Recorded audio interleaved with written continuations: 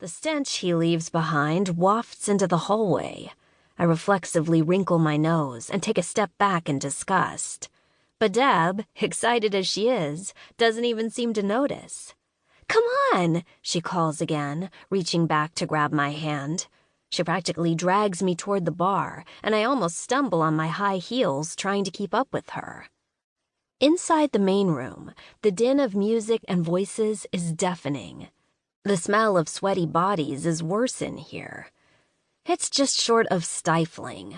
My lungs feel like they need a big, deep gulp of fresh air, but there's none to be had in this crowded room. Instead, I take shallow breaths through my mouth and try to ignore the odors. Deb makes a beeline for the bar to get us drinks. I watch as she stands up to balance on her tiptoes and leans over the counter to yell our order to the bartender. Her breasts half spill provocatively from her low-cut dress. The barman stares openly and gives her a wolfish grin. While she's busy, I take a moment to look around. The place is packed almost wall to wall with people. Most of the men are large, hairy, and tattooed, with muscles running to fat. The women are younger, with a few exceptions. They're tarted up like me and dressed like offerings to the male population. Clothing-wise, I'm certainly not out of place, although my sluttiest black dress and Deb's heels are actually a little on the conservative side compared to most women here. Though I'm certainly not scared, I'm already starting to wonder if coming to Buzzy's was a good idea. I came here for a rare night out with my BFF and away from the gaze of my overprotective father. But I'm starting to wish we'd chosen someplace a little tamer, with a little less testosterone. Sure, I wouldn't mind a little flirting myself, and maybe I was hoping in the back of my mind that there'd be a hot guy my age to do a little lip-locking with.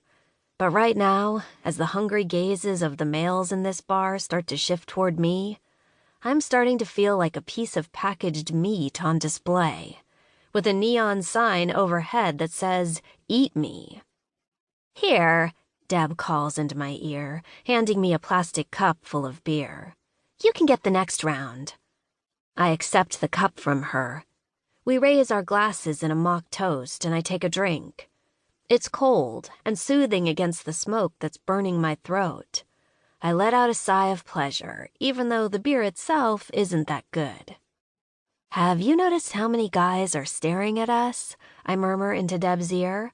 "I know," she crows happily and flips her hair back in a flirty, seductive move. "I told you this place would be cool." "That's not what I shoot back, but before I can finish my sentence, a tall, stocky man with a long, dark beard comes up behind Deb and grabs her around the waist. "Well, well, well, darling, haven't seen you here before," the man bellows. "You look good enough to eat." Deb laughs and moves out of his grasp to look at him. "Hey," she simpers, cocking her head at him. "I'm Ralph," he says. "Deb," she answers, "and this is my friend Izzy."